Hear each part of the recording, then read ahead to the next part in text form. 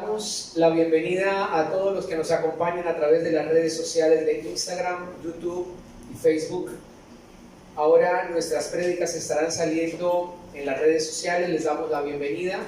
Esta es la Iglesia Cristiana Bautista La Viña. Mi nombre es el pastor Oscar Muñoz y hemos iniciado un proceso de enseñanza a través de las redes sociales que ustedes van a poder seguir. Denle like en YouTube, suscríbase en YouTube y síganos en Facebook, y obtendrá usted la oportunidad de poder conocernos y venir a nuestra congregación a aprender más de la palabra de Dios y amar más a Jesucristo. Están todos ustedes cordialmente invitados. Vamos a comenzar en el día de hoy, más bien a continuar con la enseñanza de la declaración de fe de nuestra iglesia, que es muy amplia, pero que hemos querido especificar para que la membresía y todos los que nos escuchan a través de las redes sociales puedan comprender algunos aspectos importantes de lo que creen los cristianos, en especial nosotros, aquí en Cali, Colombia. La semana pasada vimos lo que significaban las escrituras para el cristiano, lo que era la Biblia para el creyente. Y ya está en las redes sociales este video, y en Instagram, y en YouTube, y en Facebook, para que ustedes puedan, si se lo han perdido, verlo varias veces y aprender el significado y el peso de lo que significa la palabra de Dios para el cristiano. En el día de hoy vamos a ver el capítulo número 2 de nuestra declaración de fe, el cual titulamos Dios. Hoy vamos a hablar de Dios. Si bien es cierto, en la iglesia cristiana hablamos de Dios todo el tiempo, es necesario que nos enfoquemos en el día de hoy específicamente en la persona de Dios. Y comencemos por decir que hay un solo Dios. Hay un solo Dios. Y ese Dios es Espíritu. En Juan capítulo 4, vamos a Juan capítulo 4, en el versículo número 24, arrancando ese versículo, encontramos nosotros una declaración revelatoria que Dios no es humano. Dios el Padre no es humano. Dice Jesucristo lo siguiente, hablando en Juan 4 con la samaritana, así: Dios es Espíritu. Punto y coma. Dios es Espíritu. Dios es Espíritu. No puede el hombre, o no debe más bien el hombre, elaborar ninguna forma de Dios salida de sus manos, concebida en su mente, sentida en su corazón, para adorar. Lo que el hombre únicamente puede adorar, aún con la forma de expresar sus labios, es a Dios. Ay, yo la adoro. Estás iniciando el proceso o el camino lleno de espinas de la idolatría, porque solamente se adora a Dios. Superficialmente utilizamos nuestro vocabulario para endiosar hombres, figuras, imágenes, personas o cosas. Pero Dios es Espíritu. Por tal motivo, nada que nosotros hagamos puede materializar ese Dios Padre. Ese Dios Padre es uno solo, es santo, perfecto, verdadero, único, inmortal, invisible, inmutable. ¿Qué quiere decir estos calificativos o atributos? Santo, que no tiene nada que ver con el pecado, que es transparente. Verdadero, ¿qué quiere decir perfecto? Que no tiene equivocación, que dentro de sus atributos no hay nada falso, es perfecto como Él es. único, que no hay más dioses, que Él es único, inmortal, que ha vivido y vivirá por siempre, que no muere, inmortal, invisible porque es espíritu y nadie lo puede ver, pero es más real que el aire que respiramos, inmutable, que no cambia, es el mismo ayer, hoy y siempre, no cambia.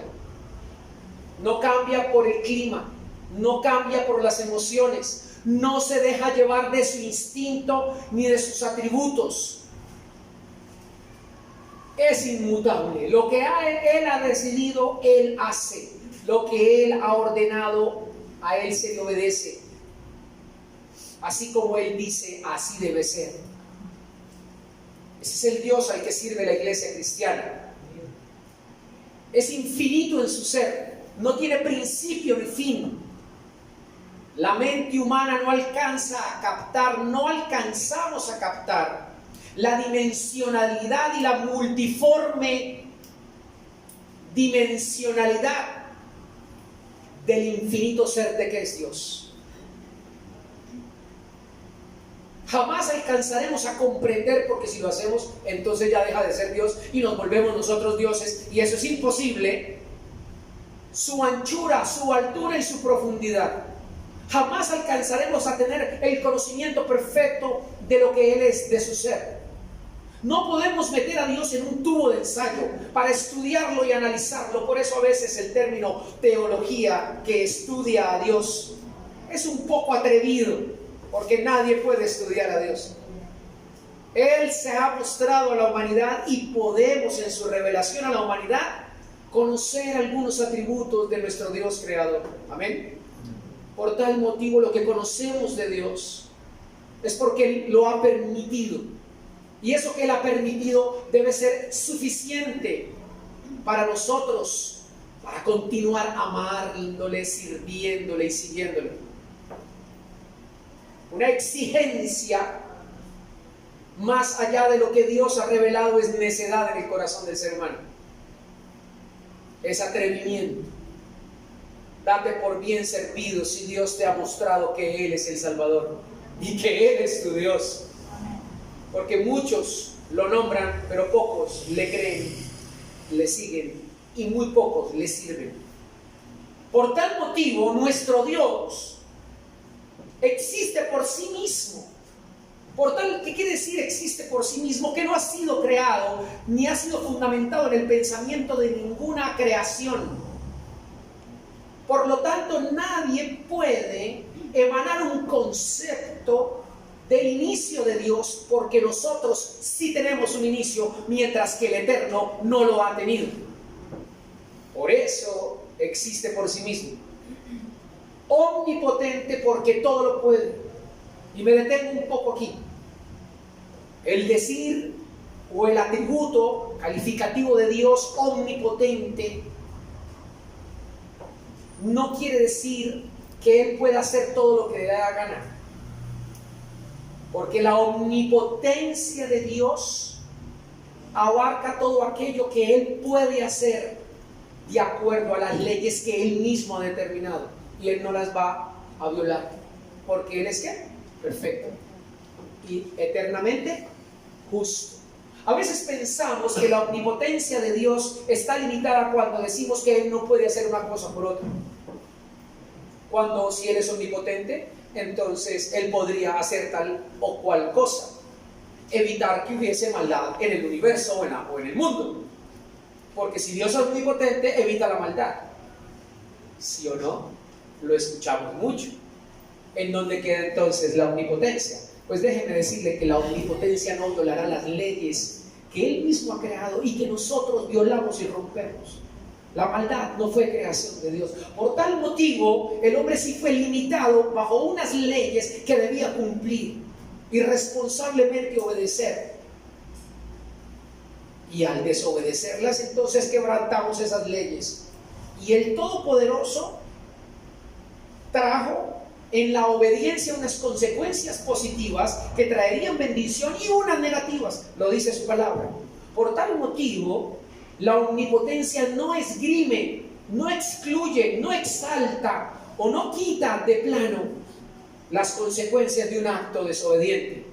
La omnipotencia está para demostrarnos a nosotros que a pesar de que nosotros hagamos lo que queramos, Él es inmutable, a Él no le pasa nada. Nos conviene entonces a nosotros obedecer, creer, seguirle, amarle y servirle. Amén. Amén. Ahí está radicada la omnipotencia. La omnipotencia para hacer las cosas. Efesios capítulo 1 dice, en sus versículos 1 al 17, dice que todas las cosas subsisten porque Cristo está vivo. Amén. Que nada de lo que vemos es real y existe sin la presencia del Señor, sin la existencia del Señor. Por tal motivo, Él está omnipresente. No es que Él esté en todas las cosas, porque eso es panteísmo. Dios está en esa flor, en ese madero, como dice una película por ahí, de un evangelio espúreo o de un evangelio apócrifo, que Dios está debajo de un pedazo de madera, de un pedazo de piedra, que ahí podemos encontrar a Dios. Eso no dice la Biblia. Eso es fuera de contexto. Lo que la Biblia dice es que Dios está en todo lugar, y a eso se refiere con omnipresente. O sea que Él está al tanto de todo, se da cuenta de todo. En un parpadear nuestro, Él sabe qué pensamos y qué sentimos todos los seres humanos del planeta. En un abrir y cerrar de ojos. Eso se llama omnipresente, omnisapiente, que todo lo sabe. Y entonces, si Dios lo sabe todo, ¿por qué no mató al diablo antes de que nosotros cayéramos en el huerto? La gran pregunta. Es un desconocimiento profundo del conocimiento de Dios, de la omnisapiencia de Dios. Sencillo, no mató al diablo porque Él no piensa como nosotros, que todo lo que no nos parece lo vamos matando. Y así tenemos el planeta muerto, acabando.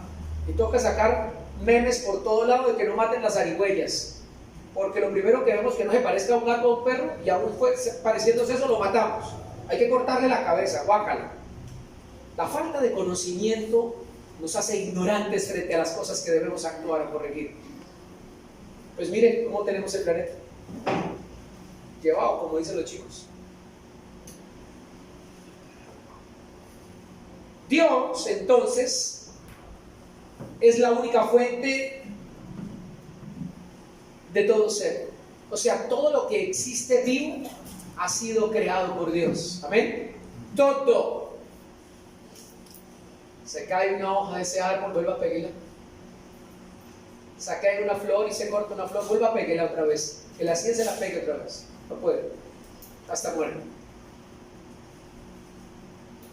El Señor, entonces, Dios, que es espíritu, ejerce sobre todo lo creado soberano dominio y voluntad. O sea, Él lleva a cabo su voluntad porque es ¿qué? Perfecta.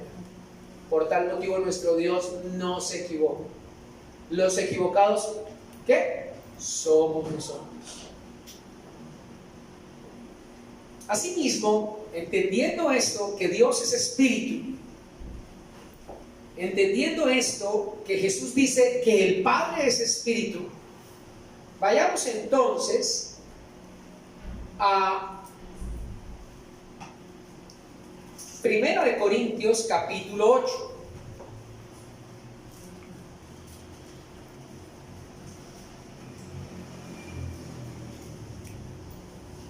Y quitamos de tajo cualquier pensamiento que podamos tener o que nos puedan decir de que yo puedo llegar a ser Dios, como dijo en algún momento un movimiento carismático doctrinal, en donde su líder se esgrimía a ser Dios. Decía que Él era Dios, es más, decía que Él era Jesucristo encarnado. Y todo el mundo creía que sí era. Digo todo el mundo, los que lo seguían, que digo todo el mundo porque no eran 10. Que montó iglesias en toda Latinoamérica. congregaciones alrededor de un hombre que decía ser Dios, o sea, Jesucristo hecho hombre. Ya murió hace más o menos unos 8 o 9 años, de cirrosis en Miami, el que decía que era Dios. En 1 Corintios, entonces, el capítulo 8, en el versículo 4 dice: acerca pues de las viandas que se sacrifican a los ídolos, sabemos que un ídolo nada es en el mundo. ¿Qué es un ídolo en el mundo? Nada. Todos los que usted esgrime, todos los que usted crea, todos los que los otros dicen, en el mundo no son nada. ¿Qué quiere decir que no son nada? Que hoy son y mañana ya dejan de ser. Que todos se tienen que renovar y pasan de moda. Si revisamos a nuestros ancestros, vemos cuáles fueron los ídolos de la música anterior y cuáles fueron los ídolos de los gobernantes y cómo han sido ídolos en diferentes épocas, de diferentes áreas, y todos han sido nada, han quedado como nada. Nada quiere decir que ya no existen, que otros los han superado, y los que hoy han superado a los otros serán superados por otros, y esos también serán superados por otros y morirán. O sea, tienden a ser nada. Y sigue diciendo: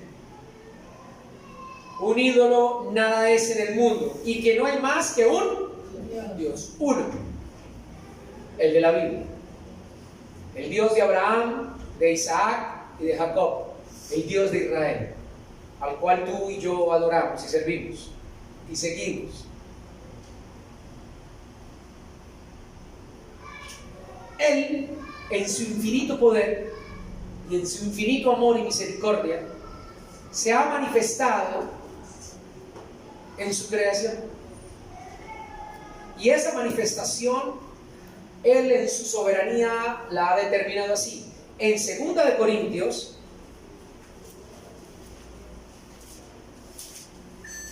en 2 Corintios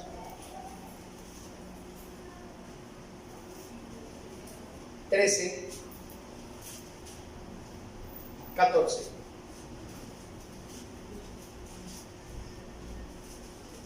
Se ha manifestado en 3 formas. Y dice así: 2 Corintios 13, 14. La gracia del Señor Jesucristo, el amor de Dios y la comunión de ¿qué? Se ha manifestado en 3 personas. La gracia por Jesucristo, el amor de Dios y la comunión del Espíritu Santo. Voy a explicar brevemente esto porque esto será tema siguiente de varios sermones. La gracia de Jesucristo, porque Jesucristo vino a traer la salvación por la fe, por medio de la gracia, porque el mundo estaba condenado sin Cristo. Ahora por Cristo el mundo tiene la oportunidad única, hasta cuando Él regrese por segunda vez, de ir a la cruz, pedir perdón por sus pecados y convertirse al Señor. Eso se llama gracia y significa gratis. Trajo el Señor la salvación a través de Jesucristo, y cuando digo Señor, hablo de Dios. A través de Jesucristo, el perdón de los pecados. Eso se llama gracia. O sea, Dios el Padre se manifestó en el Hijo hecho carne. En el Antiguo Testamento, Dios era el que salvaba. En el Nuevo Testamento, es Dios el que salva. Por eso, cuando entremos en la persona de Jesucristo, analizaremos que Jesucristo es Dios, porque en el Nuevo Testamento, ¿quién salva? Jesucristo. Y Jesucristo es Dios. Porque nadie más puede salvar al hombre sino Dios. Por tal motivo, dice la gracia por Jesucristo. En segunda instancia está el amor de Dios, porque Dios es amor. Él no contiene amor, Él es amor. En Juan capítulo 3, vayan ustedes sin perder allí, Juan capítulo 3, en el versículo 16, es un versículo para memorizar, dice lo siguiente. Juan 3, 16 dice: Porque de tal manera amó que Dios al mundo. La manifestación más grande, inconmensurable, gigantesca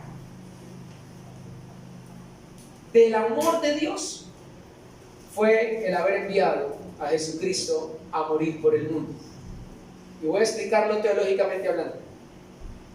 La manifestación del amor de Dios fue que Dios el Padre se hizo hombre en la persona de Jesús de Nazaret. Pastor, pero entonces Jesús no existía hasta el momento en que Dios el Padre se manifestó en hombre. No, Jesucristo ha existido siempre. Escuchen muy bien, Jesucristo ha existido siempre.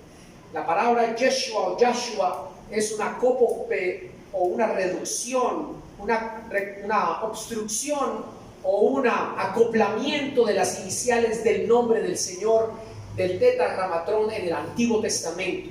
Tiene las mismas raíces hebreas derivadas de Jehová, Yahvé o Jah, del Salvador en el Antiguo Testamento. Por tal motivo, cuando ustedes leen Mateo capítulo 1 y bajan algunos versículos del 1 al 9, se encuentran que Jesús significa Salvador de pecados. ¿Qué quiere decir? Que es Dios. Porque el único que puede salvar y quitar y perdonar los pecados es Dios.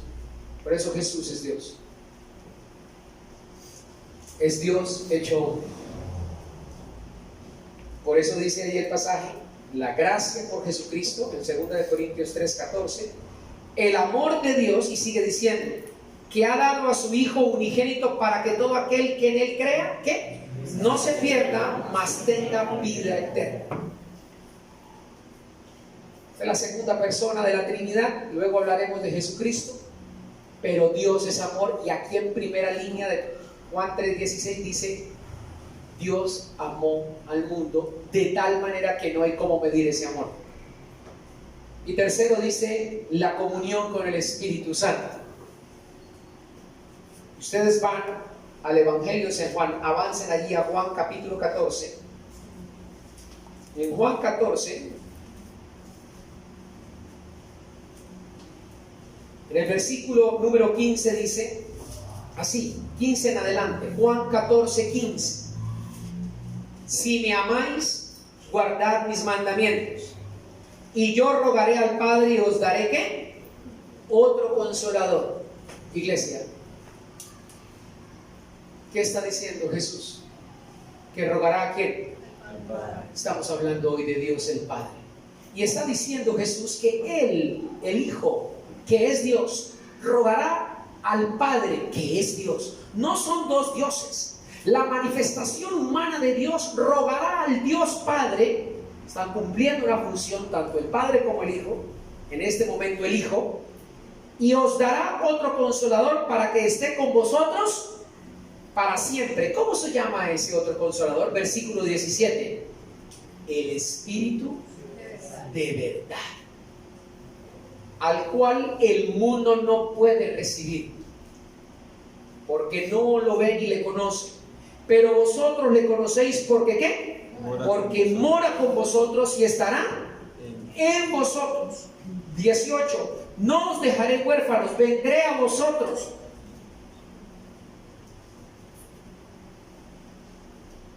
Versículo 20. Mas el Consolador, el Espíritu Santo, el mismo Espíritu de verdad, a quien el Padre enviará en mi nombre, Él os enseñará todas las cosas y os recordará todo lo que yo os he dicho. La tercera manifestación de Dios en el universo es el Espíritu Santo.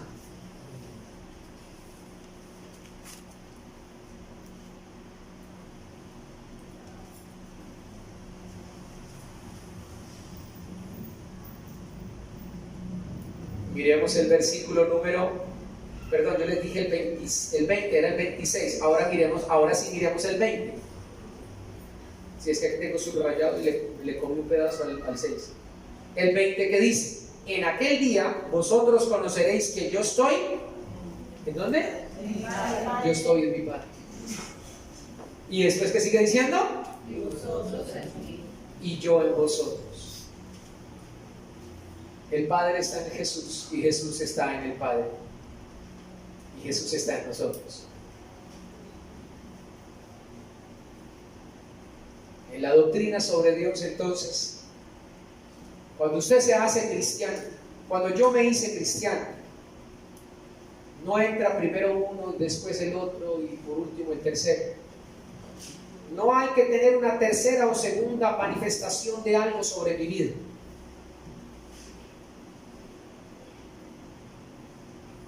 Dios es perfecto en todo lo que hace.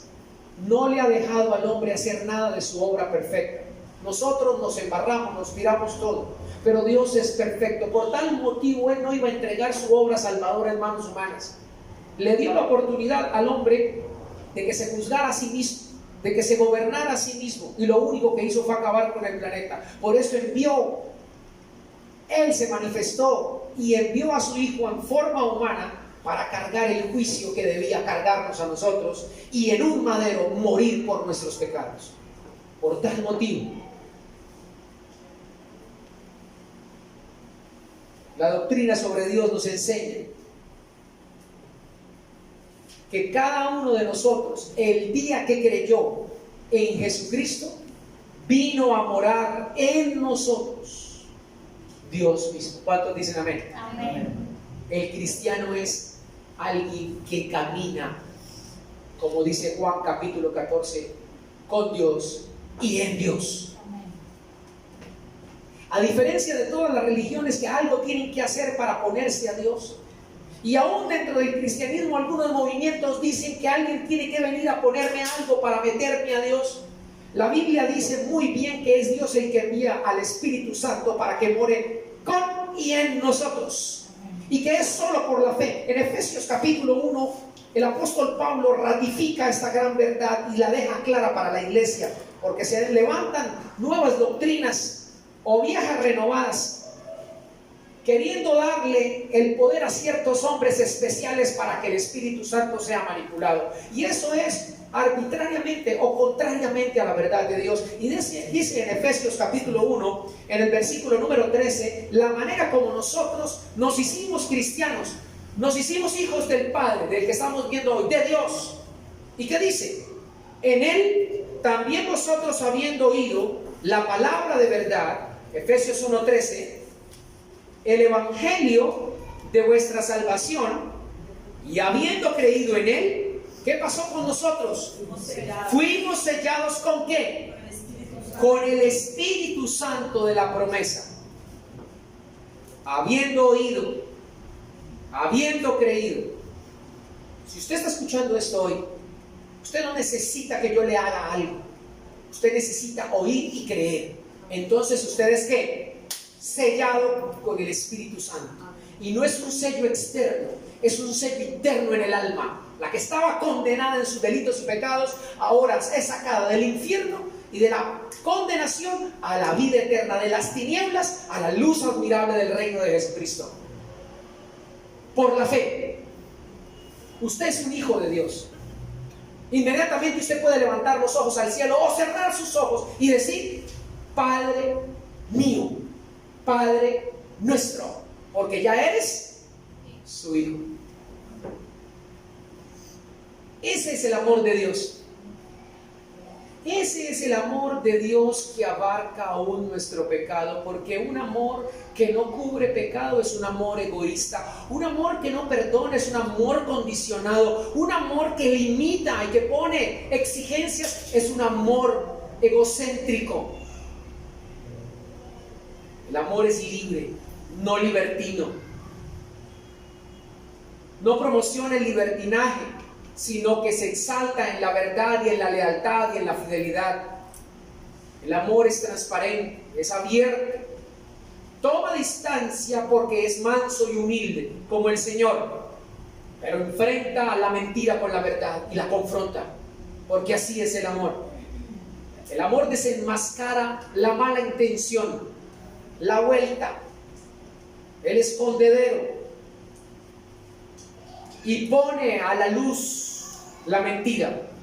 El amor de Dios desvanece toda intención de maldad. y el amor de Dios triunfa, porque Dios es amor. Amén. Usted y yo somos sellados por Dios en su infinito amor. Por eso Él es uno.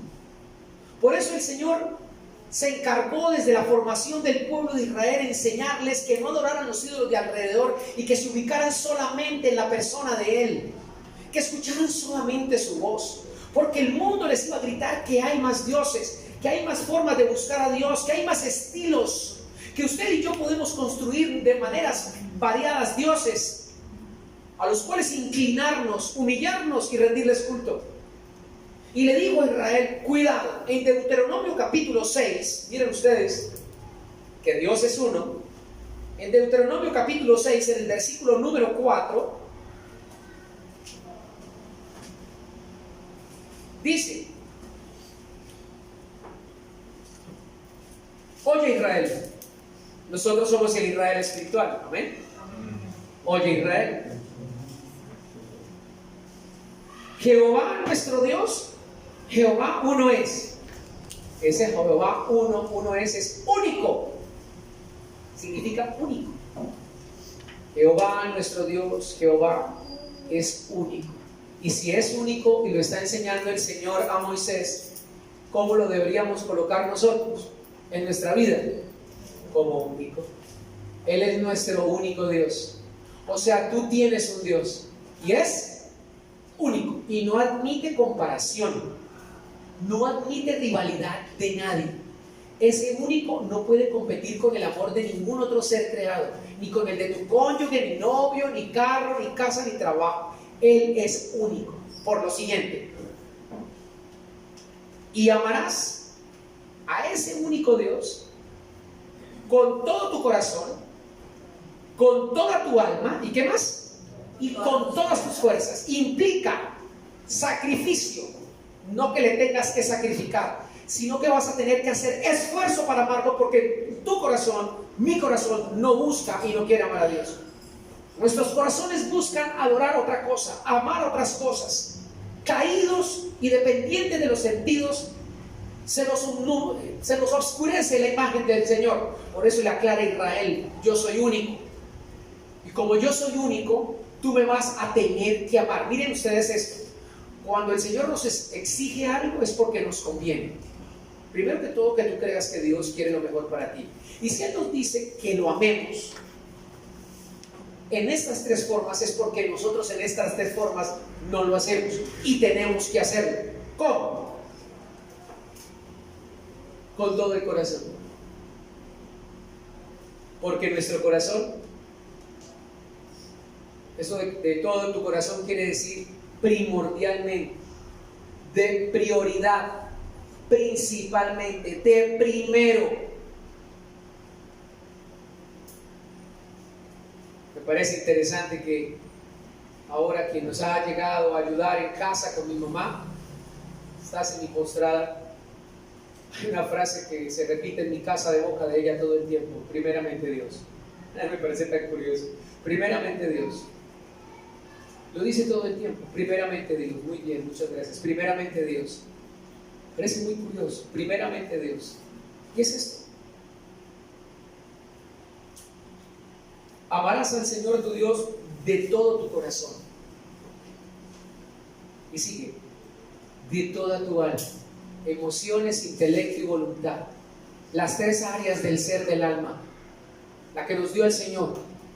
En pensamiento, en sentimiento y en acción. En pensamiento, en sentimiento y en acción. En estas tres de nuestra alma, de toda nuestra alma, amaremos al Señor. Y sigue diciendo: y con todas, aplica la parte física, las entrañas. Esto de amar al Señor requiere fuerza física también. Cuanto que Él es espíritu, para buscarlo en espíritu y verdad, requiere que usted doblegue su corazón, que es físico. Doblegue su alma, que habita en su ser físico. Y aparte de eso, castigo su cuerpo, no como una flagelación, sino porque tiene que ser disciplinado para hacerlo, porque el cuerpo no quiere ser disciplinado. ¿O sí? llegamos tarde a todo lado, o más bien temprano a muchas cosas, pero a Dios llegamos tarde. Las disciplinas espirituales nos cuestan. Nos cuesta orar, nos cuesta clamar, nos cuesta leer la Biblia. El papel aguanta con todo. Es más fácil creerle al mundo que esto lo escribieron hombres, que esto es mentira. Es más fácil eso que colocarnos a investigar qué verdad hay de todo esto. ¿De dónde salieron esos dichos? ¿Eso requiere qué? Esfuerzo. Eso requiere tiempo. Tiempo de dejar ver tanto Betty la Fea para sentarse a ver y leer la Biblia. Pastor, se la ven. Quiero decirles que me la vi hace 25 años. Sé cómo termina. Pero ¿y esta? ¿Cuánto tiempo la has visto? ¿Cuánto tiempo la has leído? ¿Cuánto tiempo le dedicas? ¿Cuánto tiempo la crees y cuánto tiempo te esfuerzas en aplicarla? A mí no me vengas con cuentos que vienes a la iglesia y entonces ya cambiaste. Eso es mentiras. Y a Dios no lo puedes engañar. Tú que estás sentado en esa silla, abre tu corazón y hazte un examen de conciencia y piensa: ¿cuántas veces esta semana leíste la palabra de Dios y le dijiste al Señor: tengo esto en mi corazón y debo cambiarlo, y ayúdame, Señor? ¿Cuántas veces? Y compáralo con las veces que le dedicaste tiempo a otras cosas, a tu trabajo, a tus hijos, a tu familia, y te voy a contar quién ganó. Coloca eso en una balanza. Aquí está la de Dios y aquí está la de tus cosas. Seguramente esa balanza hará así. Pesará más tus cosas. Por eso tenemos que hacer un ¿qué? Esfuerzo. Por eso dice que amarás al Señor tu Dios con todas tus fuerzas. Y sigue el versículo 6. Y estas palabras que yo te mando hoy, ¿qué es lo que me está diciendo que Él me va a mandar? ¿Cuáles? Palabras. Esto que le acabo de decir, de quién soy yo, que soy tu Dios y que soy único, y que me tienes que amar con todo tu corazón, con toda tu alma y con todas tus fuerzas. Esto que te estoy diciendo se llama interpretación textual. Dice: y esto que yo te estoy diciendo estarán sobre ¿qué? Sobre tu corazón. Sobre. Por encima de lo que tú pienses, creas o sientas. Porque tu corazón y tu mente te van a engañar muchas veces, y nos engañan muchas veces. Somos engañados por sentimientos, por pasiones y por deseos, por mentiras del diablo, por tradiciones y por religiones. Pero si nosotros nos esforzamos en estas tres áreas, corazón, alma y fuerzas, en amarlo a Él, en buscarlo a Él, en leer su palabra, en creer en Él y en poner estas cosas por encima de nuestro corazón, vamos a aprender a conocer al Señor. ¿Cuántos dicen amén? Amén. Porque el todo de la vida y el ser puestos en este planeta fue por una sola cosa. La primera de todas: conocerlo a Él, para honrarlo a Él y glorificarlo a Él. Amén. Eso es el quid de la vida cristiana y de todo ser humano. Ahí está el secreto de la felicidad. Ahí está el secreto del éxito verdadero, no el que el mundo pinta. El éxito de una familia está ahí. Que una familia unida alabe, busque y sirva a Dios. Ese es el éxito. Y aunque para el mundo es una derrota, para Dios es una victoria. Amén. Porque Dios quiere sacar de los hombres y las mujeres de sus familias hijos e hijas siervas de Dios, que prediquen su palabra, porque eso es lo que pasará a la eternidad. Eso será lo que trascienda y lo que exalte la gloria de Dios, que es el tema que nos tiene absortos esta noche.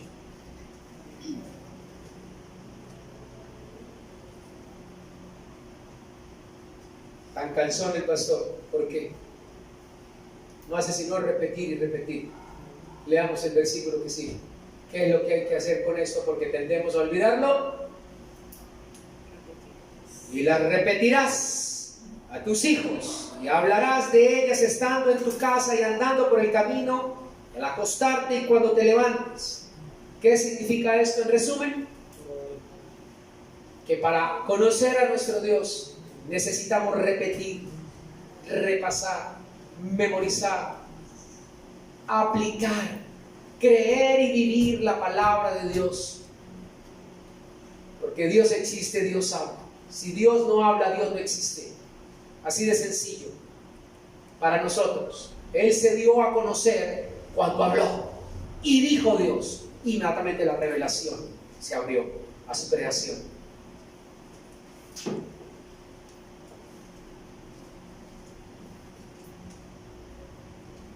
En Juan capítulo 1.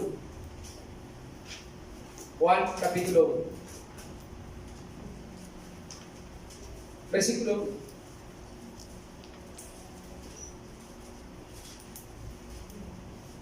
Dice: en el principio era el verbo, y el verbo era con Dios, y el verbo era Dios.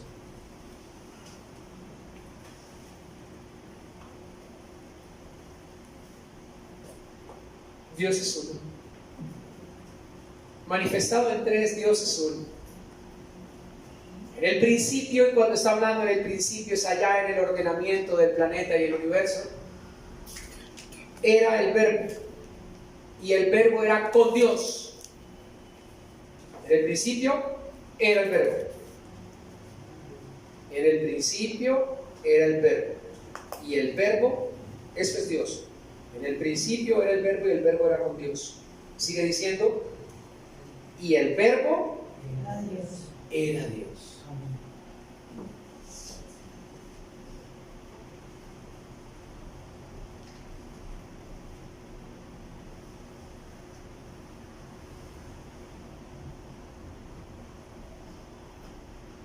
El versículo más adelante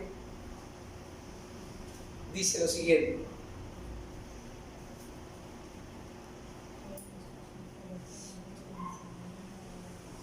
versículo 14. Y aquel verbo fue hecho y habitó, y vimos su gloria, gloria como el unigénito del Padre, lleno de ¿qué? Gracias y de verdad. Son versículos para reflexionar y meditar sobre la naturaleza de Dios. Dios es el creador, Cristo es el creador. Pero son dos, pero son uno. Pero son uno, pero son dos. Recuerden que la matemática del cielo no funciona como la de aquí. 1 más 1 son 2. Para Dios 1 más 1 pueden ser 1.000.000. Él está en la multidimensionalidad, donde no alcanzamos nosotros a comprender cómo se mueve y cómo actúa, donde no hay tiempo, en donde no está sujeto a la vejez ni al deterioro. Él es eterno, perfecto, siempre el mismo ayer, hoy y siempre. Por tal motivo, lo más importante que usted y yo como iglesia debemos tener con respecto a Dios es que Él es amor. Es lo más importante del mensaje de hoy. Y todo lo que hemos hablado tiene que ver como fundamento el amor. Sin el amor, las cosas no pueden existir, porque todo fue hecho por amor. La manifestación de Dios en la creación demuestra su amor inagotable por ella. Y es más, cuando hace al hombre, manifiesta su amor al donarle su imagen y semejanza a nosotros. Que no hizo con el resto de la creación, no hizo con la mata, con el girasol, con el perro y el gato, no. Cuando nos hace a nosotros, Él se dona en imagen y semejanza. Nos da una identidad en el Padre y en el Hijo, a través del poder del Espíritu Santo, cosa que no hizo con las bestias y con las plantas del campo, a las cuales no debemos adorar, y mucho menos a nosotros. Por tener la imagen y semejanza del Creador, lo que debe haber a nosotros, porque es una manifestación de su amor en nosotros, es respeto por la humanidad, respeto por la vida, porque entiendo que otro ser humano es la manifestación ¿de qué? Del amor de Dios. ¿Está entendiendo? todo lo que hemos hablado hasta este minuto 44 nos va llegando al nivel que usted y yo debemos entender para traer paz al corazón, para que la culpa no nos agobie, para que el pecado no nos señale, más que llevarnos a la cruz y al arrepentimiento, es que su amor sobrepasa mi error, mi pecado y nuestra falencia. ¿Ven?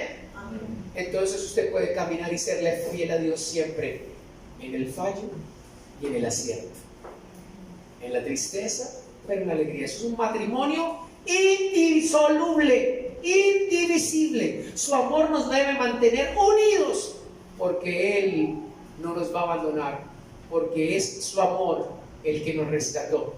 Amén. Fue Él el que nos buscó, fue Él el que tomó la iniciativa. Como decía el doctor R.C. Sproul, es Dios el que nos busca y nosotros estamos huyendo. Por tal motivo, nuestro Dios es un Dios de amor, no es un Dios sicario, mezquino, oportunista. No, nuestro Dios es un Dios dadivoso, misericordioso, justo, completamente justo. Debiendo acabar la humanidad, se acoge en lentitud a su ira, pero en su ensanchamiento de su misericordia y amor, y manda a Jesucristo y le dice: hijo, para salvar el universo, tú debes morir en la cruz y pagar justamente por el pecado de la humanidad. Porque eso se llama amor, porque el amor es justo, ¿o no? El amor no solamente son sentimientos y pasión y deseo y cómo te amo y siento mariposas. No, el amor es un mandamiento, es una decisión. Y Jesús, en esa decisión de amor, viene a la tierra a morir hace 2000 años por el pecado de la humanidad. Y la humanidad tiene que decidir si lo acepta o lo rechaza. Por eso todo se fundamenta en el amor.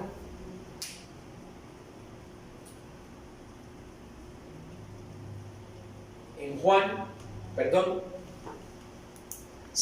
Primera de Juan, vamos a Primera de Juan, en el capítulo número 5.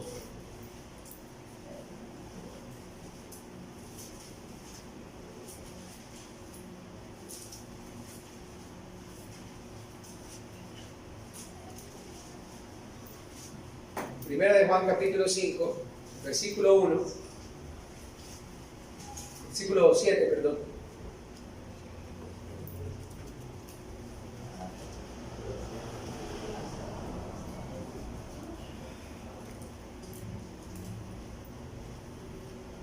Dice así: amados, amémonos unos a otros, porque el amor es de Dios. Todo aquel que ama es nacido de Dios y conoce a Dios. Primera de Juan, capítulo 4, perdón. Eso, Primera de Juan, capítulo 4. Gracias por la muestra. En Primera de Juan, capítulo 4. ¿Sí? ¿Ya? Versículo 7. Primera de Juan 4, 7. Ahí ya está. Primera de Juan, capítulo 4, versículo 7 dice: amados, amémonos unos a otros, porque el amor es de Dios. Todo aquel que ama es nacido de Dios y conoce a Dios. El que no ama no ha conocido a Dios, porque Dios es amor. Y quiero entrar aquí unos minutos a explicar esto. Del amor que está hablando el apóstol Juan, que por experiencia lo vivió al lado del Señor, siendo un hombre violento, fue transformado por el amor del Señor Jesucristo. Está explicándonos que debemos amarnos unos a los otros. Cuando el Señor nos llama a amarnos los unos a los otros, no está hablando que amemos a los que más fácilmente se dejan amar. Está hablando de que el amor que nosotros debemos manifestar a otros tiene que ser con el amor de Dios. Porque el amor humano es egoísta, egocéntrico, oportunista. manipulador. El amor nuestro, cuando hay dinero, compra el afecto de los demás. Pero el amor genuino no pide nada a cambio, se entrega sin esperar nada a cambio. Ahí ya estamos acercándonos a arañar el amor de Dios. Amar los unos a los otros quiere decir, porque ahí no pone clasificación de personas, dice a todos, es con todas nuestras debilidades y con todos nuestros defectos. Es amarnos con nuestras deficiencias. El amor llena las deficiencias que hay en el otro y el otro llena mis deficiencias. Y solamente puede ser posible ese amor si nos capacita el amor de Dios. El amor de Dios nos puede capacitar. Tiene el poder para capacitarnos y amar al difícil, al equivocado, porque el amor de Dios siempre camina la otra milla, pone la otra mejilla, entrega la capa. Y esto no solamente de un solo lado. Por eso dice, amémonos los unos a los otros. O sea, quiere decir, esto no solamente es en una sola vía, esto es en doble vía. Tiene que ser así. Porque si solamente es en una sola vía, que uno exige el amor y recibe solo el amor y el otro nada da, es un amor egoísta, absurdo, no es racional, no es consciente. Si usted es un hijo de Dios, usted va a pedirle a Dios que le dé de su amor y que lo capacite para amar como Él ama.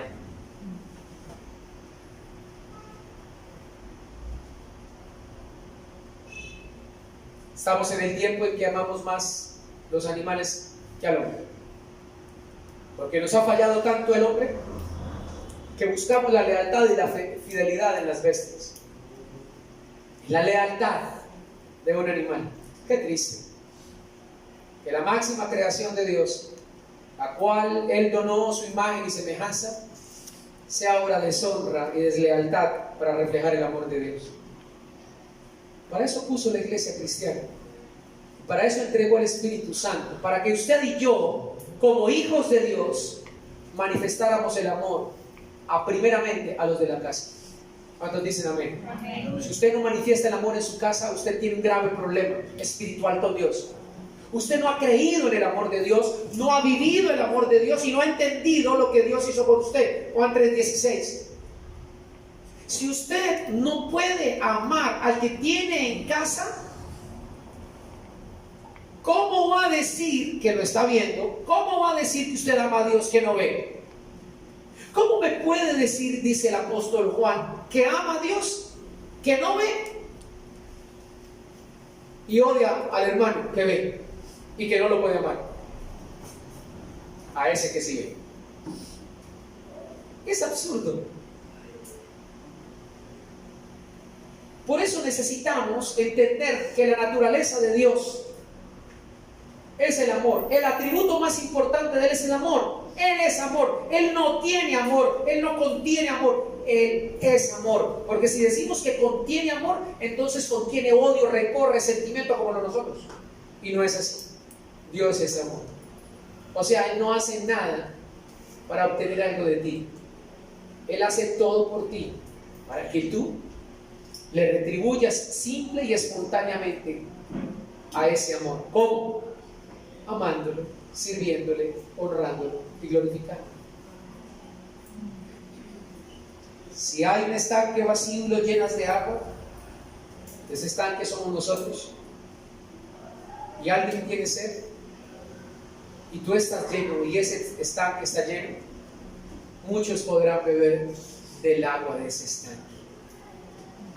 Si tú y yo estamos llenos del amor de Dios, muchos beberán del amor de Dios y no de tu amor y de mi amor. Esa es la clave para poder amar, para poder sostener un matrimonio, para poder criar a los hijos. Quien conoce el amor de Dios es feliz, porque ha entendido que Dios le ama, que Él es amor y que lo amó por amor eterno. Amén. Iglesia, y los que nos ven a través de las redes sociales, no hay esperanza para la familia sin el amor de Dios, sin adorar y servir a Dios, sin buscarlo y anhelarlo, sin desearlo. Hay que hacer un esfuerzo de la mente, del alma y del corazón. Necesitamos colocar como prioridad a Dios sobre nuestro corazón.